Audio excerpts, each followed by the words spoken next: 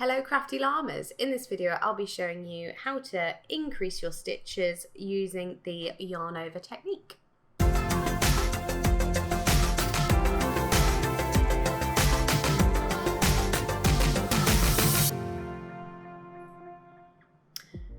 So here I have, I've cast on 20 stitches in total using my double knit yarn, which is an absolute mess there. And I have my 3.75mm 5-inch bamboo higher needles. I've just got them on a rather long cable just because that's how I prefer it when I'm doing little things like this. So if your pattern calls for an increase and it asks you to yarn over in order to increase, this is one of the methods that may be used. It can create a bit of a gap sometimes when you do this. So what I'm going to do is I'm going to knit the first 3 stitches as you would normally, just so we've got a bit of a border so you can see how it then impacts it. So I've just done 1, 2, 3. So if we wanted to increase next and it tells you to yarn over, with continental or combination knitting, what you need to do is you just grab your yarn, and as you would normally for a knit stitch, you just wrap your yarn over and then you just go to knit your next stitch. And then what happens there is you now have an extra stitch. So if I bring it up here, you can see you've got your first 3 that I knitted, and then you've got your yarn over and there's a little hole underneath, and then you've got this stitch that I just knitted. So what I've done there is I have knitted the first 3 stitches, done my yarn over, and then knitted the following. So I'm going to keep doing a yarn over and a knit stitch like so to the end of the row, well, to the last 3, and then I'll do the border as I did at the beginning with this one. So you can yarn over and knit.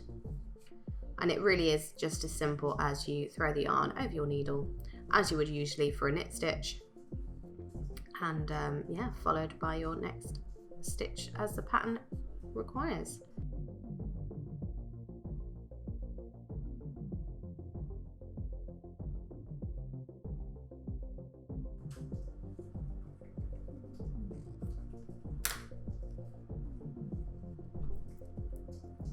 So I've just finished the first row of knit and yarn over stitches. So I'll now have nearly double the stitches apart from the borders at the side. So if I just out. So it's not the most obvious at this point that you're going to have the increases in the middle. On the next row it'll become a little bit more clear. So some patterns will tell you if they want you to knit into the back or the front of the stitch. On the following row it can vary from pattern to pattern. I'm just purling the next row through the back like so.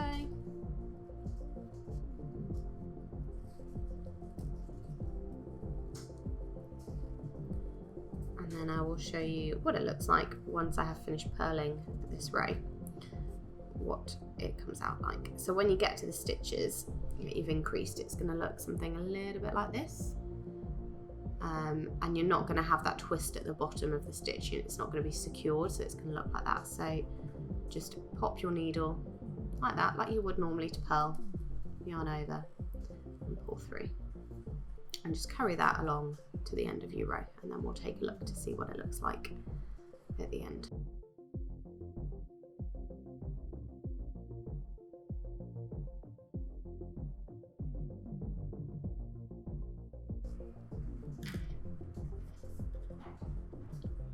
So I've just finished purling that row, and here's what it looks like from the front.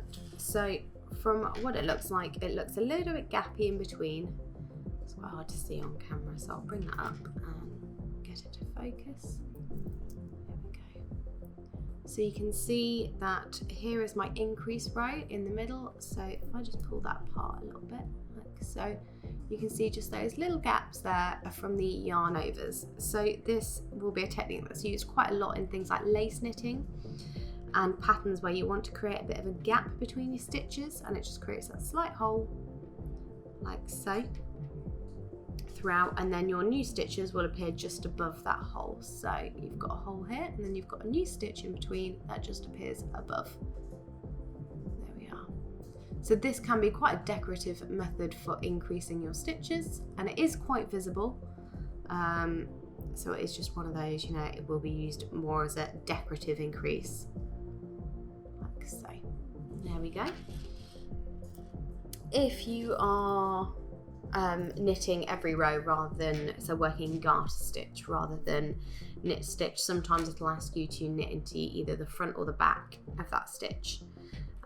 So for example, I'll just do a few stitches like that. So we'll do our little border. Right. And then we'll do another increase.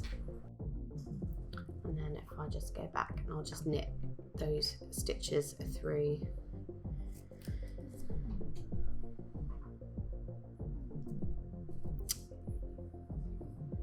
So if you're knitting or purling through either the front or the back, what that means, if you are knitting through the back of the stitch, it's as you would for standard combination continental, where you would literally just go through like that, wrap over and pull through.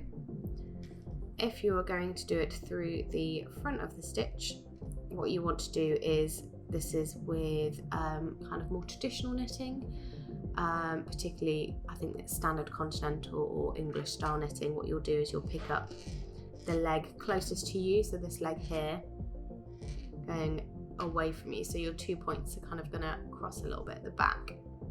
You're going to yarn over as usual and pull it through, and that is just your other method of doing a knit stitch, so it twists it the other way.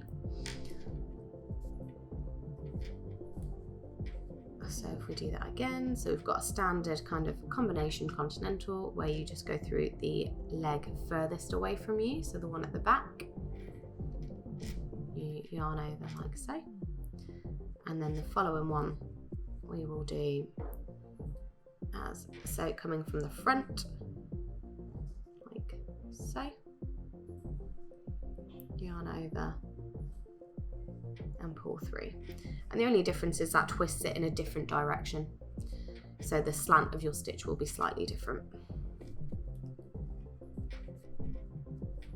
We'll have a look at that in a sec. Cool. Alright, so you have to ignore some of that.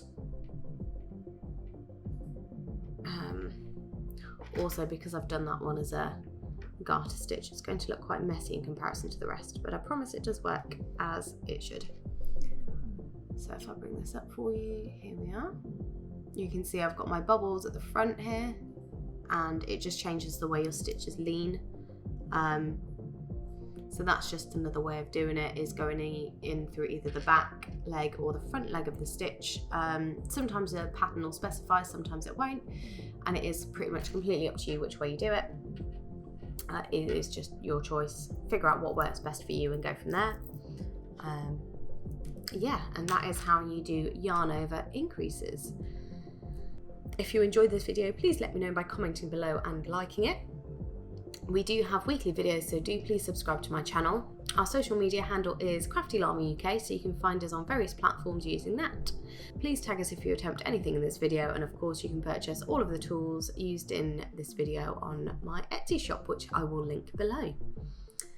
That's it for this week's video, but I'll be back with you next week for another one. Bye!